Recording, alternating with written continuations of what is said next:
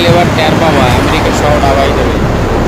স্মরণ করুন সেই পুরনো দিনগুলোর কথা, যখন পরমাণু শক্তি শুধু বড় দেশগুলোর খেলা ছিল। আজ সেই খেলার ময়দানে সবচেয়ে ভয়ঙ্কর খেলোয়াড় হয়ে উঠছে ইরান, যার একদিকে নিউক্লিয়ার শক্তি আর অন্যদিকে নিঃশব্দ অথচ মারাত্মক লেজার অস্ত্র।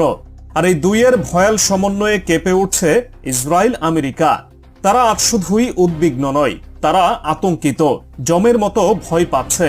আর তার কারণ ইরান এখন এমন এক জায়গায় তৈরি করছে তার পরমাণু কেন্দ্র, যেখানে পৌঁছাতে পারবে না কোনো মিসাইল, আর যেখানে নজরদারিও প্রায় অসম্ভব। চলুন শুরুতেই দেখে নেই সেই জায়গাটা কি, যেখানে ইরান গড়ে তুলছে এক নরক, নিউক্লিয়ারের, লেজারের এবং নীরব প্রতিশোধের এক ভয়াল নরক। সম্প্রতি আন্তর্জাতিক গবেষণা সংস্থা প্ল্যানেট ল্যাবস এক চাঞ্চল্যকর তথ্য সামনে এনেছে। তারা বলছে ইরান তার মধ্যাঞ্চলীয় ইস্পাহান প্রদেশের নাতাঞ্জ এলাকার কাছে মাটির 100 মিটার গভীরে এক নতুন পরমাণু কেন্দ্র তৈরি করছে। স্যাটেলাইট চিত্র বিশ্লেষণ করে প্ল্যানেট ল্যাবস নিশ্চিত করেছে এই কেন্দ্রটি জাগ্রজ পর্বতমালার নিচে গড়ে তোলা হয়েছে এবং এটি এমনভাবে নির্মিত যে প্রচলিত কোনো বোমা বা মিসাইল দিয়ে সেখানে হামলা চালানো কার্যত অসম্ভব। এই ঘাঁটিটি গড়ে তোলা হয়েছে একাধিক প্রবেশপথ ও আশেপাশে সুরক্ষিত কাঠামোর মাধ্যমে। এটি শুধুমাত্র ইউরেনিয়াম সমৃদ্ধকরণের কেন্দ্র নয়, এটি হয়ে উঠছে পরমাণু অস্ত্র ও সম্পর্কিত উপকরণ মজুদের নিরাপদ গুদাম। পরমাণু পর্যবেক্ষণ সংস্থার গবেষক স্টিভেন ফুয়েন্তে বলেন, এটি শুধু ফর্দ বা পার্চিনের মতো নয়, এটি তাদের চেয়েও গভীর ও অনেক বেশি নিরাপদ।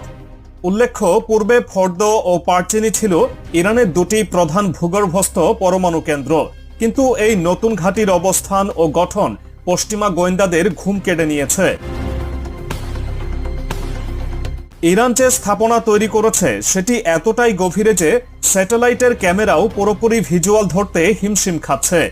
যুক্তরাষ্ট্র ও ইসরায়েলের বিভিন্ন হামলার ইতিহাস মাথায় রেখে বলাই যায় এই ঘাঁটি ইরানের ডু অর ডাই প্ল্যানের একটি অংশ, কারণ অতীতে তারা দেখেছে নাতাঞ্জে বিস্ফোরণ, ফর্দোতে নাশকতা, এমনকি 6 জন পারমাণবিক বিজ্ঞানীর হত্যা সবই ছিল তাদের কর্মসূচি ব্যাহত করার চেষ্টা। তাই এবার তারা এমন এক পরিকাঠামো বানিয়েছে যেখানে ঢুকতে গেলে একমাত্র ভূমিকম্প সৃষ্টিকারী বোমা দরকার, যেটা বর্তমানে পৃথিবীর হাতে নেই।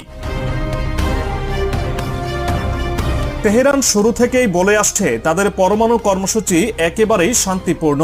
তারা নাকি বিদ্যুৎ উৎপাদন আর মেডিকেল গবেষণার জন্য এসব করছে। কিন্তু প্রশ্ন হচ্ছে, তাহলে এত গভীরে, এত গোপনে, এত নিরাপত্তার প্রয়োজন কেন?